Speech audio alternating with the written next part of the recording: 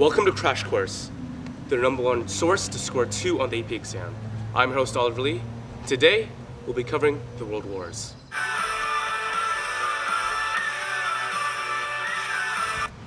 June 28th, 1914. Years of nationalist tensions break out into all-out war with the assassination of Franz Ferdinand by the Serbian terror group, the Black Hand.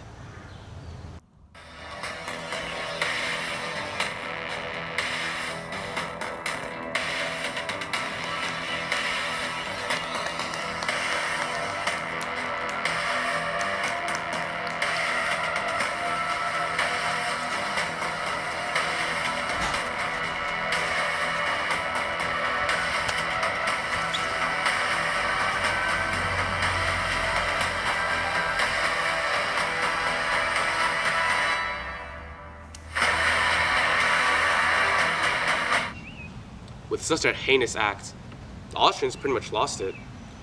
Germany, who were allies with Austria, pretty much told the Austrians to do whatever the heck they wanted.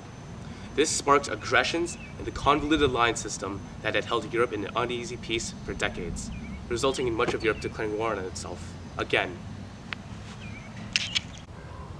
Germany, trying to avoid a two-front war, executed its war-winning Schlieffen Plan, which Justin will explain. This is Jed and Justin presenting the Schlieffen Plan. I will do the explaining and Jed will do the drawing. The Schlieffen Plan was made to avoid a two-front war. By marching through neutral Belgium, Germany hoped to sandwich and quickly defeat the French troops on the Western Front, and then turn their forces to the Eastern Front to defeat Russia. Back to you, Oliver.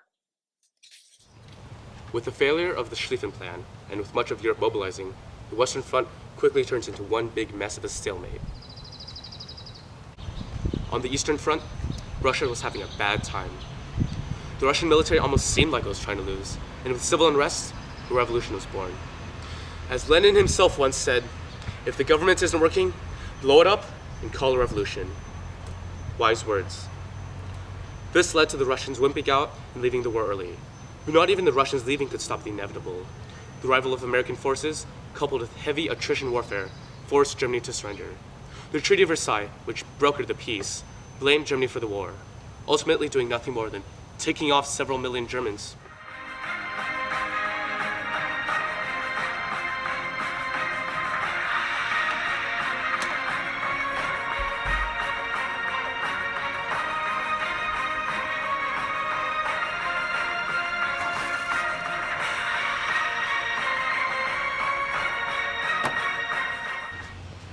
It was in this sweltering nest of unhappiness that Hitler rose to power.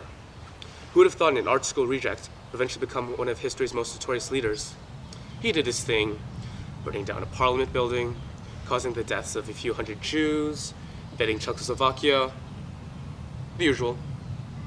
Britain and France wanted to be chill about it, but after Hitler decided to invade Poland, they couldn't let it continue on any longer. And that's how a Second World War started!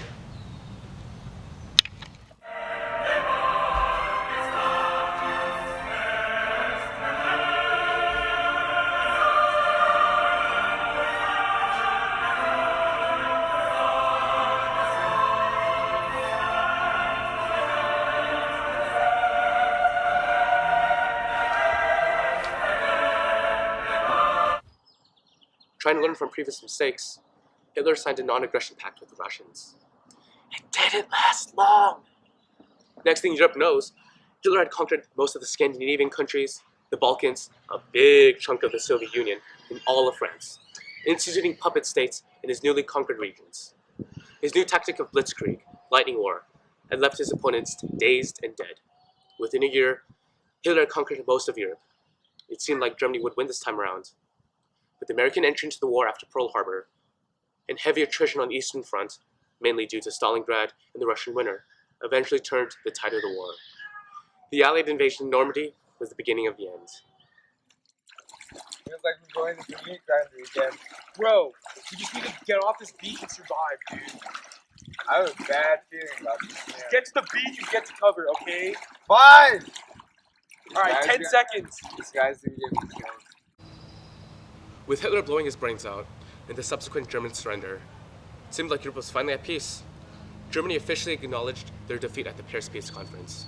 But despite the supposed peace, the development of nuclear weapons and the Russian siege of Eastern Europe led to tensions between the United States and the Soviet Union, resulting in the Cold War and decades of suspicion. This is where we end our episode. Catch us next time as we cover the Cold War. Thanks for watching. See you next time.